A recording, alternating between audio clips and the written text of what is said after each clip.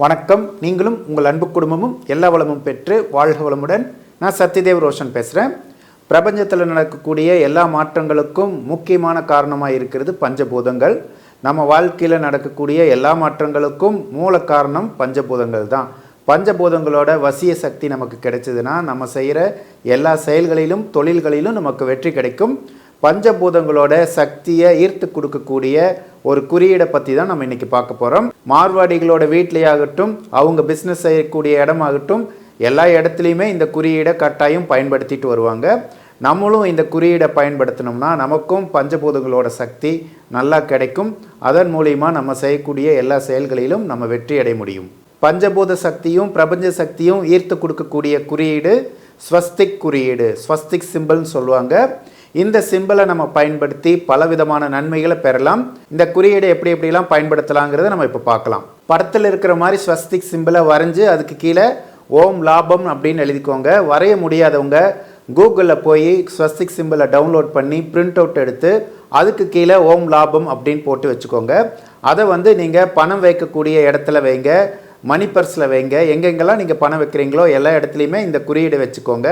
அப்பப்போ அந்த குறியீடை மனசில் நினச்சி நீங்கள் பொருளாதார சம்மந்தப்பட்ட வேண்டுதலோ எந்த வேண்டுதலாக இருந்தாலும் நீங்கள் வேண்டிக்கலாம். நீங்கள் ஒரு நாளில் எத்தனை முறை வேணால் அந்த குறியீடை பார்த்து மனசில் நல்லா அதை பதிய வச்சு உங்களோட பிரார்த்தனைகளையும் வேண்டுதலையும் வைக்கலாம். குறிப்பாக பிரம்ம முகூர்த்த நேரத்தில் செஞ்சீங்கன்னா கூடுதல் பலன் கிடைக்கும். பிரம்ம முகூர்த்த நேரம் அப்படின்னு சொல்கிறது அதிகாலையில் 3 to 5. மெயின் டோரில் நீங்கள் இந்த குறியீடை வரைஞ்சி வச்சிங்கன்னா உங்கள் வீட்டுக்குள்ளே நல்ல வைப்ரேஷன் வரும். வெளியிலிருந்து வரக்கூடிய நெகட்டிவ் எனர்ஜிலாம் இது ஸ்டாப் பண்ணிடும். இந்த குறியீடை உங்கள் வீட்டுக்குள்ளே முக்கியமான இடங்களிலும் செவுத்தில் கூட நீங்கள் ஒட்டி வைக்கலாம், வரைஞ்சு கூட வைக்கலாம். அது மூலிமா அந்த இடத்துல எல்லாம் உங்களுக்கு பாசிட்டிவ் வைப்ரேஷன் கிடைக்கும்.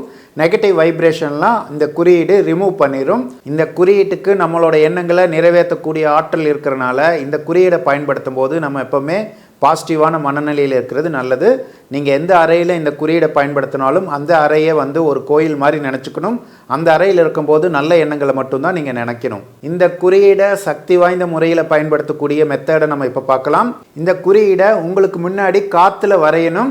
எப்படி வரையுதுன்னு பார்க்கலாம். இடதுபுறத்திலிருந்து ஆரம்பித்து கடைசியில் இடதுபுறத்தில் தான் முடிக்கணும்.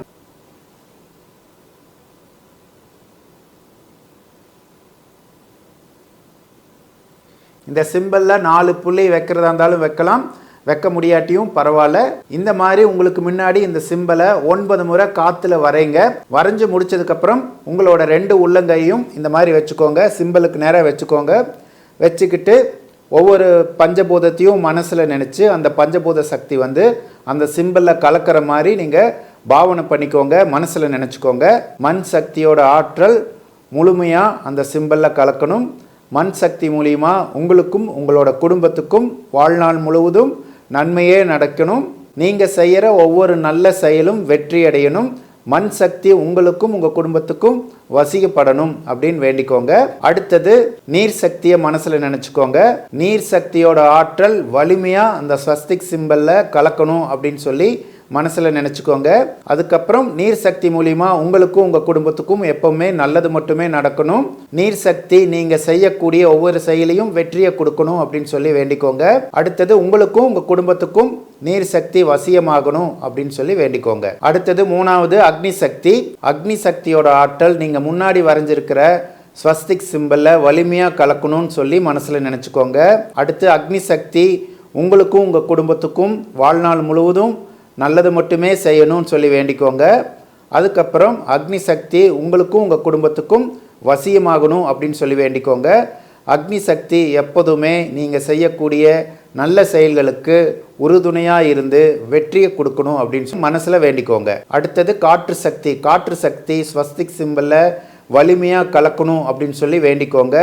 காற்று சக்தி உங்களுக்கும் உங்கள் குடும்பத்துக்கும் வாழ்நாள் முழுவதும் நல்லது மட்டுமே செய்யணும் அப்படின்னு சொல்லி வேண்டிக்கோங்க. காற்று சக்தி உங்களுக்கும் உங்கள் குடும்பத்துக்கும் வசியமாகணும்னு சொல்லி வேண்டிக்கோங்க. காற்று சக்தி நீங்கள் செய்யக்கூடிய நல்ல செயல்களுக்கு உறுதுணையாக இருந்து வெற்றியை தரணும்னு வேண்டிக்கோங்க.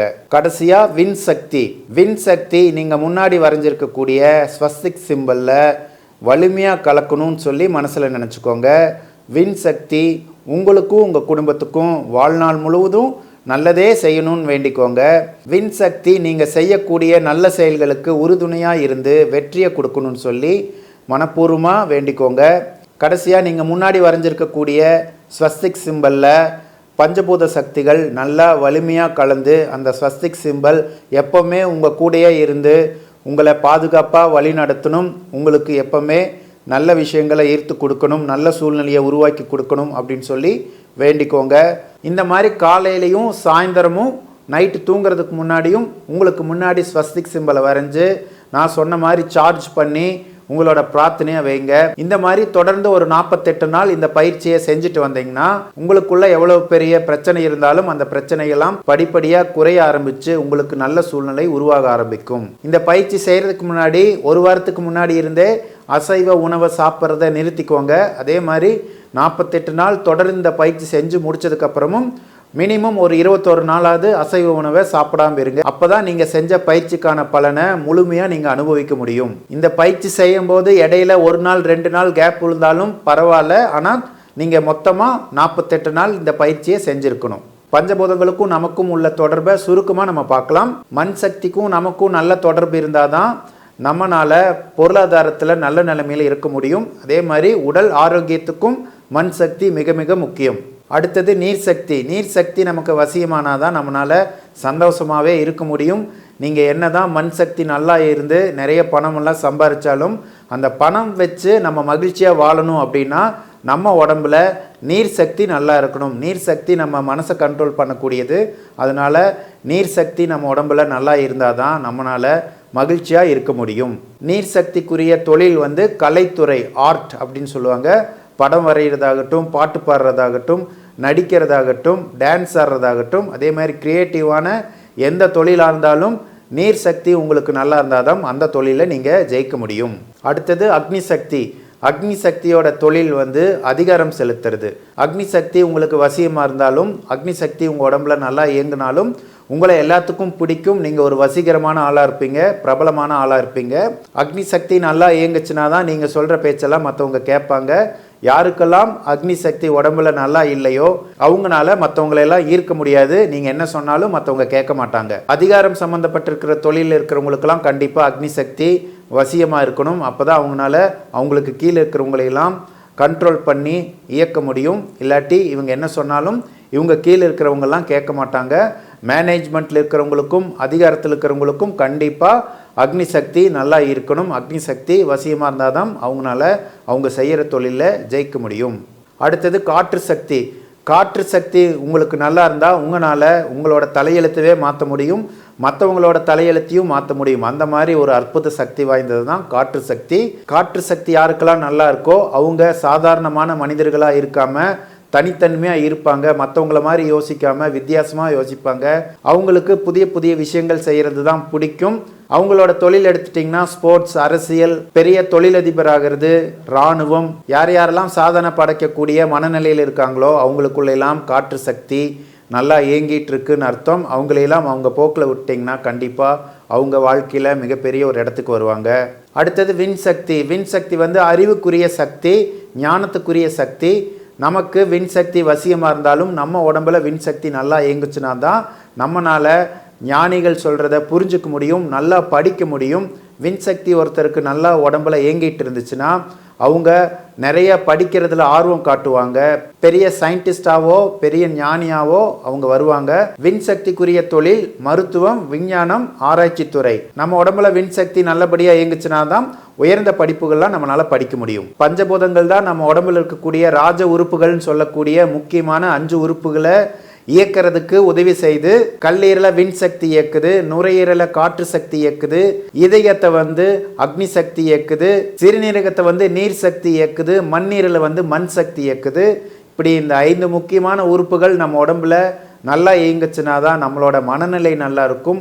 நம்மளோட கேரக்டரை தீர்மானிக்கிறதே இந்த 5 ராஜ உறுப்புகள் தான். ஒவ்வொரு உறுப்பும் ஒவ்வொரு விதமான குணத்தை நமக்கு கொடுக்குது. இதை பற்றி விரிவாக அடுத்த பதிவில் நம்ம பார்க்கலாம். சித்தர்கள் நமக்கு கொடுத்த நல்ல விஷயங்களையெல்லாம் நீங்கள் ஃபாலோ பண்ணுங்கள். உங்கள் வாழ்க்கையில் நல்ல மாற்றங்கள்லாம் படிப்படியாக வர ஆரம்பிக்கும். நீங்களும் உங்கள் அன்பு குடும்பமும் எல்லா வளமும் பெற்று வாழ்க வளமுடன்.